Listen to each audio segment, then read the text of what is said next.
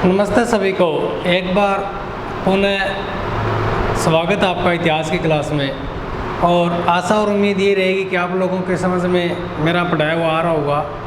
अगर फिर भी कोई दिक्कत होती है तो आप सबको पता है कि ऑनलाइन क्लास में देखिए हमारे लिए ये चीज़ें पहली बार हो रही है ना, इसलिए थोड़ी अटपटी भी लगेगी क्योंकि हम इन चीज़ों के आदी नहीं हैं। अगर आदी होते या ऑनलाइन का हमारे को पहले पता होता भी इस प्रकार की कोई दिक्कत आ भी सकती है तो हम लोग इसकी पहले रिहर्सल भी करते। लेकिन वर्तमान के इस दौर को देखते हुए जो एक नई समस्या आई है ऑनलाइन वाली, ये अपने आप में एक बड़ी समस्या है। लेकिन अगर धीरे धीरे इसे अपने रूटीन में ले लेंगे तो शायद इससे हमें मुक्ति भी मिल जाएगी। तो ऑनलाइन विषय के बारे में या हिस्ट्री विषय के बारे में देखिए, इतिहास जो विषय है इसका अगर सारगर्भित अध्ययन अपन करें ना तो मेरे हिसाब से ऑनलाइन में इसका चाहे आप 3 घंटे का, 5 घंटे का, 10 घंटे का वीडियो कितने बड़ा बना दो, क्योंकि इतिहास जो सब्जेक्ट है वो कभी न ख़त्म होने वाला सब्जेक्ट है।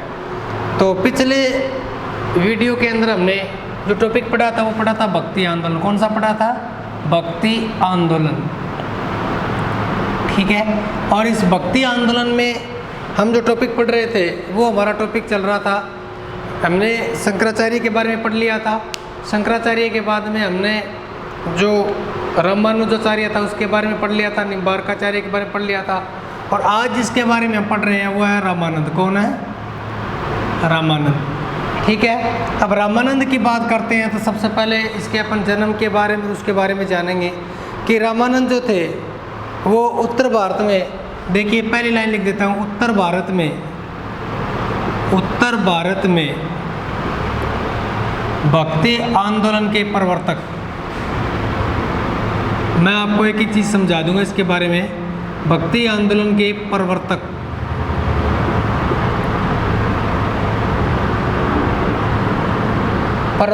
ठीक है। उसके बाद में नंबर 2, जन्म 1165 इलाहाबाद। ठीक है। कन्याकुब्ज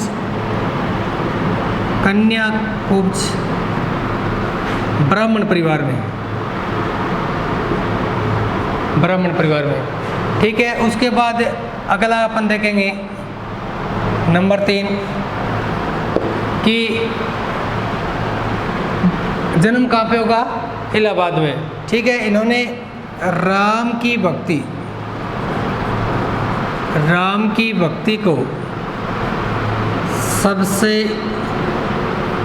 अधिक प्रचारित किया।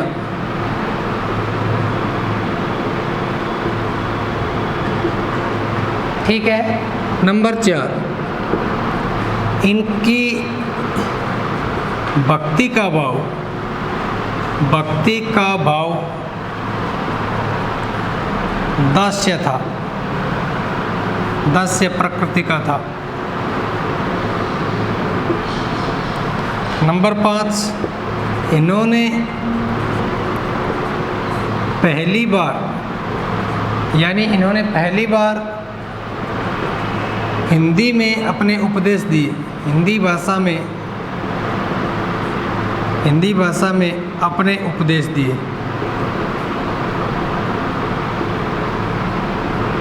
ठीक है। आगे देखिए नंबर 6, महिलाओं के लिए भी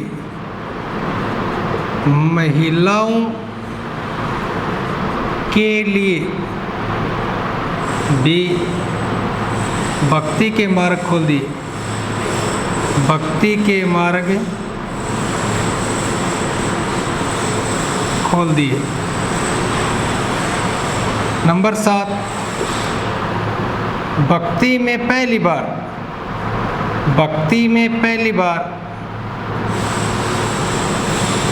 बार इन्होंने सभी जाति धर्म के लिए खोले।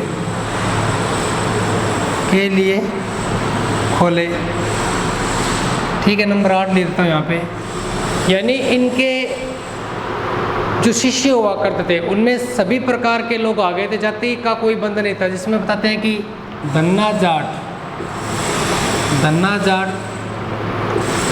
पीपा राजपूत,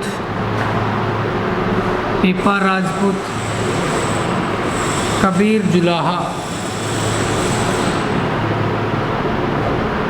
जुलाहा, सेना नाई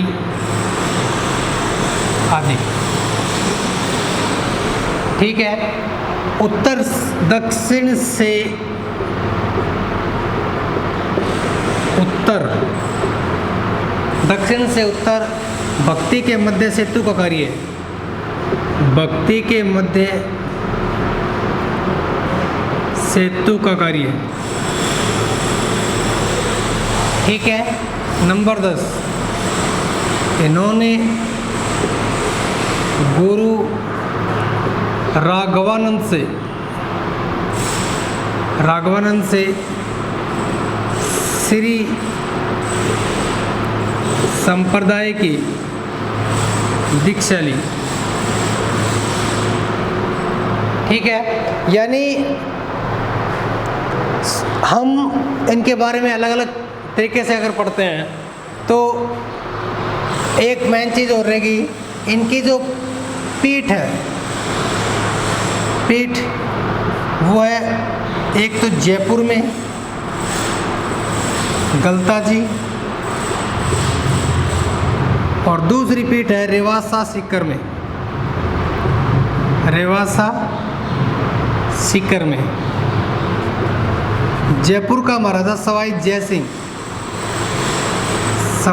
जयसिंह ने इन्हें आश्रय दिया। इन्हें क्या दिया? आश्रय दिया। ठीक है। देखिए मैंने आपके सामने बहुत सारी बातें लिख दी है। अब इनका एक बारे में मैं आपको बता देता हूँ कि जो चीज़ें यहाँ से चाहे आप कॉम्पिटिटिव एग्ज़ाम दो, चाहे डिस्क्रिप्टिव एग्ज़ाम दो, या बीए क्लास में या कुछ भी अगर करते हो तो वहाँ से इनके प्रश्न आने की क्या रहती है? संभावना रहती है। यहाँ से बहुत ज़्यादा प्रश्न आते हैं क्योंकि भक्ति आंदोलन में ये 3-4 ही संत हैं ऐसे जहाँ से प्रश्न आने की ज़्यादातर संभावना रहती है। तो सबसे पहले अपन टॉपिक हमारा क्या था? भक्ति आंदोलन। टॉपिक हमारा क्या चल रहा था? भक्ति आंदोलन। और भक्ति आंदोलन के अंदर देखिए वैसे तो भारत में संतों का कोई इतना वो नहीं है कि अपन एक के बारे में पढ़ें, लेकिन क्योंकि भारत में संतों की कोई कमी नहीं है, आपको हर घर में संत मिल जाएंगे। क्योंकि भारत एक सनातन धर्म है और सनातन धर्म का जो पालन करता है वो अपने आप में एक संत होता है। तो सबसे बड़ी बात ये होती है कि हम उन संतों को या उन संतों की बातों को ग्रहण करते हैं जिन्होंने समाज के लिए, महिलाओं के लिए या धर्म के लिए कुछ अलग किया हो। जैसे रामानंद है। अब रामानंद आ गया नाम, तो इन्होंने क्या सबसे पहले देखिए, अब भक्ति आंदोलन पढ़ रहे थे, रामानंद पढ़ेंगे अपन। अब रामानंद जो है ना ये क्या करेंगे? पहली लाइन देखो, उत्तर भारत में भक्ति आंदोलन के प्रवर्तक। ये लाइन मैंने पहली लाइन लिखी है, वो बहुत ही अच्छी लाइन है क्योंकि देखिए ये भारत का नीचे वाला हिस्सा। इससे पहले देखिए शंकराचार्य का जन्म काल दी मालावर तट केरल। ठीक है। उसके बाद जो दूसरा संत आता है वो आता है रामानुजाचार्य, उसका श्रीरंगपट्टनम तमिलनाडु में। ठीक है। उसके बाद निम्बार्काचार्य का बेल्लारी मद्रास में।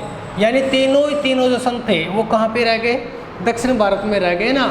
ये ऊपर तो आया ही नहीं कोई उत्तर भारत में। तो यानी इससे पहले जो संत हुए थे भक्ति आंदोलन के वो दक्षिण में हुए थे, तो उत्तर भारत में भक्ति अभी तक आई नहीं। तो देखिए पहली लाइन क्या है कि उत्तर भारत में भक्ति आंदोलन के प्रवर्तक, यानी इससे पहले यानी रामानंद से पहले जो भक्ति थी, जो भक्ति आंदोलन की शुरुआत हो रही थी, भक्ति के लिए जो आंदोलन लड़े जा रहे थे, जो भजन कीर्तन के माध्यम से लोगों को सात्विक बनाया जा रहा था, वो कहाँ पे थे? नीचे थे, दक्षिण भारत में। तो उत्तर भारत में नहीं थे। तो उत्तर भारत में भक्ति आंदोलन का श्रेय अगर किसी व्यक्ति को हो जाता है तो उस व्यक्ति का क्या नाम है? उस संत का क्या नाम है? रामानंद है। कौन है? रामानंद। यानी उत्तर भारत में भक्ति आंदोलन के प्रवर्तक किसे माना जाता है? रामानंद को माना जाता है। इनका जन्म 1299 इलाहाबाद, यानी इनका जन्म ही देख लो कहाँ पे होगा। इनका जो जन्म है वो इलाहाबाद में होगा। और इलाहाबाद का है उत्तर प्रदेश में। कन्याकुब्ज एक ब्राह्मण परिवार था, वहाँ पर इनका क्या होता है? जन्म होता है।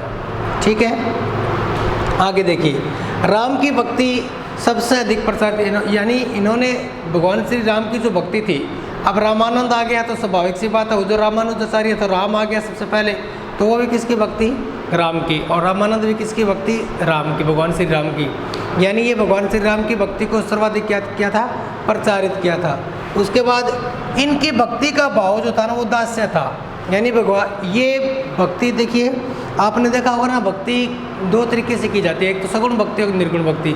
और सगुण भक्ति में भी एक अंतर होता है कि एक तो होता है दास्य प्रकार। दास्य प्रकार में क्या होता है कि ये अपना सर्वे सर्वा जो होता है वो भगवान को मानते हैं, यानी अपने माता पिता भाई बहन सब कुछ नाता जो छोड़कर है वो उनके चरणों की दासी बन जाते हैं। जैसे मीरा के कहते हैं ना, मीरा के पर वो गिरधर नागर दूसरों ना कोई, तो उसी प्रकार कहते हैं कि इनकी भक्ति भाव जो थे वो दास्य प्रकार के थे, यानी भगवान की भक्ति में क्या हो जाते थे?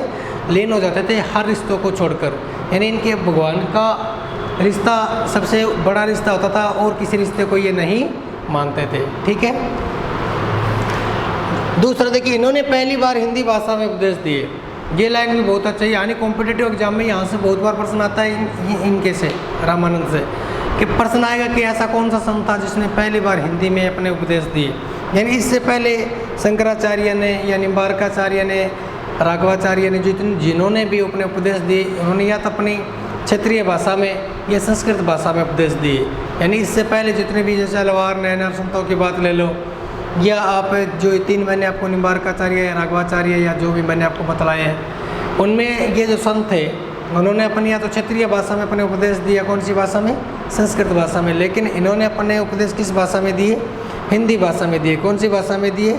हिंदी भाषा में दिए।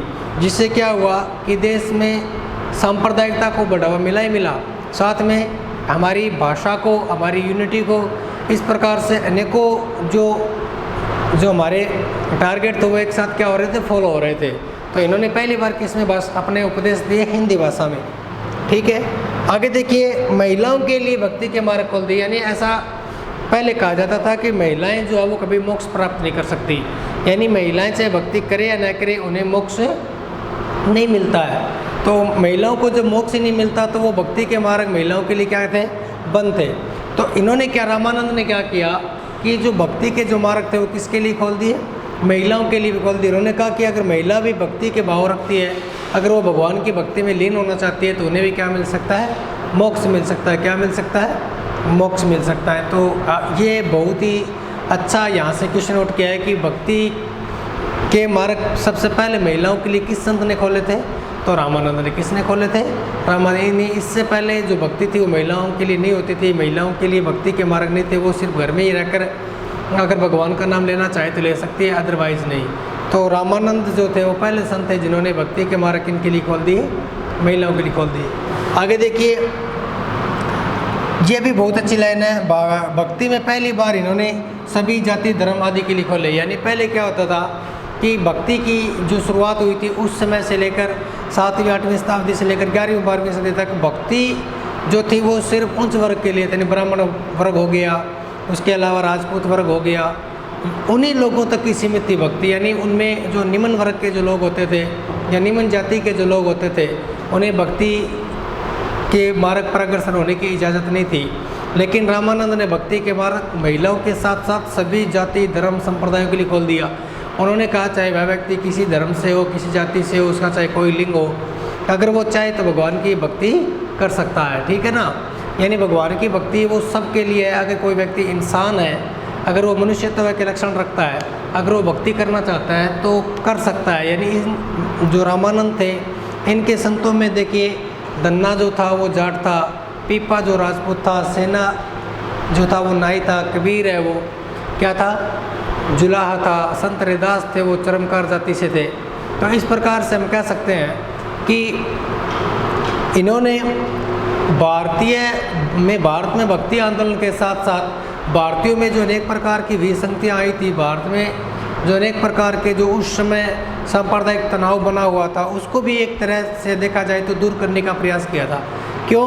क्योंकि उस समय क्या थे, लोग भाषा के आधार पर लड़ रहे थे, धर्म के आधार पर लड़ रहे थे, जाति के आधार पर लड़ रहे थे। तो कबीर ने मान लो, चाहे रामानंद मान लो, कबीर भी इनका शिष्य है। तो कबीर रामानंद ने क्या किया कि जाति, धर्म, भाषा, ये जो चीज़ें थी इनको एक साथ मिलाने पर, क्योंकि अब सपोज करिए कि सभी जाति के धर्म के लोग यहाँ पर एक साथ बैठकर इनकी दीक्षा ग्रहण करेंगे तो उनमें यूनिटी बढ़ेगी, उनमें कम्युनिटी बढ़ेगी, उनमें क्या बढ़ेगी, एकता बढ़ेगी। और एकता बढ़ेगी तो सबसे बड़ा फ़ायदा आपको पता है कि अगर किसी धर्म में, किसी जाति में अगर एकता होगी तो वो अपने आप ऊंचा उठाने का कार्य करती है। तो आगे देखिए, दक्षिण से उत्तर भारत में भक्ति लाने के मध्य सेतु का कार्य किया। यानी ये बहुत ही अच्छा क्वेश्चन है कि देखिए मैंने आपको बताया था कि इनसे पहले ये दक्षिण हो गया, ये उत्तर हो गया, यानी भक्ति कहाँ थी, दक्षिण में थी। और दक्षिण से उत्तर भारत में लाने का श्रेय भक्ति आंदोलन के जैसा जाता है, उसे किसको जाता है, रामानंद को। यानी इससे इनसे पहले जो भक्ति थी वो सिर्फ और सिर्फ कहाँ थी, दक्षिण भारत में ही थी। रामानंद जो थे वो उत्तर भारत में लेके आए। तो दक्षिण से उत्तर भारत में भक्ति को लाने का अगर श्रेय किसी व्यक्ति को जाता है तो किस व्यक्ति को जाता है, रामानंद को। यानी मध्य सेतु का कार्य किया था। इस प्रकार का प्रश्न आया हुआ है नेट में एक बार कि भक्ति को दक्षिण से उत्तर भारत में लाने के मध्य जो सेतु का कार्य किया था, जो पुल का कार्य किया था, वो किसने किया था, तो रामानंद ने किया था। किसने किया था, रामानंद ने। अब इनकी जो पीठ है ना वो जयपुर में, आपने देखा होगा इनकी जो पीठ है वो जयपुर में गलता जी, जिसे वर्तमान में मंकी वैली के नाम से जाना जाता है। यहाँ पर बंदर बहुत ज़्यादा है। आप कभी अगर जयपुर जाओ तो जब भी आप बस स्टैंड या रेलवे स्टेशन पे उतरो तो उसको अगर आप बोलोगे कि हमें गलता जी जाना है जयपुर के अंदर, बहुत ही अच्छी पीठ है यहाँ पर, तो वहाँ अगर आप जाओगे तो वहाँ आपको ये इनके जो संत है उनसे मिलना हो जाएगा आपको। तो इनकी जो प्रधान पीठ वो जयपुर में, और दूसरी पीठ कहाँ है, रिवासा सीकर में। कहाँ पर है, रिवासा सीकर में। इन्हें सबसे ज़्यादा जो श्रेय दिया था वो किसने दिया था, आश्रय दिया था वो किसने दिया था, सवाई जय सिंह ने दिया था। ये वही सवाई जय सिंह है जिन्होंने मतलब जयपुर के निर्माण में एक बहुत बड़ी भूमिका अदा की थी। तो सवाई जय सिंह जो थे इन्होंने क्या किया था, इसको आश्रय दिया था अपने दरबार के अंदर। ठीक है, अब आगे पढ़ेंगे अपन। मेरे हिसाब से रामानंद आपकी समझ में आ गया होगा। अब दूसरा पढ़ेंगे अपन संत रैदास। क्या पढ़ेंगे, संत रैदास। संत रैदास यानी रैदास जो थे वो चरमकार जाति से थे। कौन सी जाति से थे, चरमकार जाति से थे। और भक्ति आंदोलन में ये रामानंद के क्या थे, शिष्य थे। क्या थे, ये रामानंद के शिष्य थे। रामानंद के 12 शिष्यों में से एक थे संत रैदास। ठीक है, यानी नंबर 1 रामानंद के 12 शिष्यों में से एक, 12 शिष्यों में से रैदास भी थे।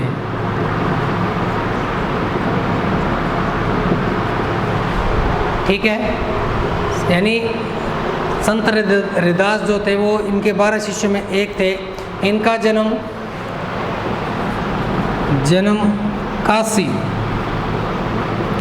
काशी में चरमकार जाति में हुआ।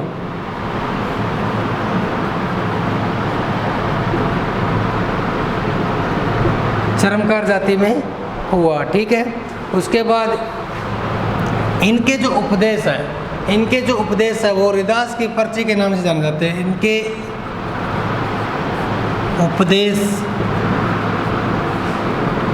रैदास की पर्ची के नाम से संकलित है।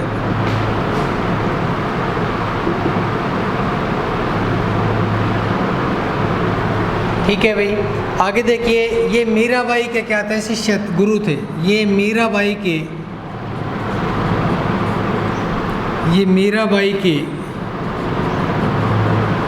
गुरु थे। ठीक है, यानी मीराबाई के गुरु थे। और कबीर ने इन्हें संतों का संत कहा था भाई। कबीर ने इन्हें संतों का संत कहा था। संतों का संत कहा था। और इनकी जो छतरी है वो चित्तौड़गढ़ के किले में बनी हुई है। इनकी छतरी कहाँ है, चित्तौड़गढ़ के किले में। छतरी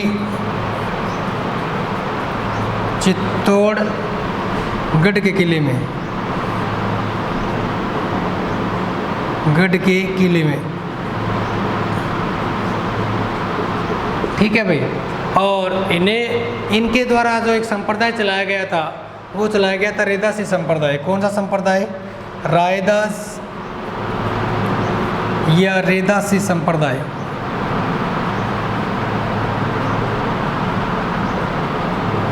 ठीक है, यानी मैं आपको थोड़ा समझा देता हूँ इसके बारे में, बाकी अपन देखेंगे बाद में।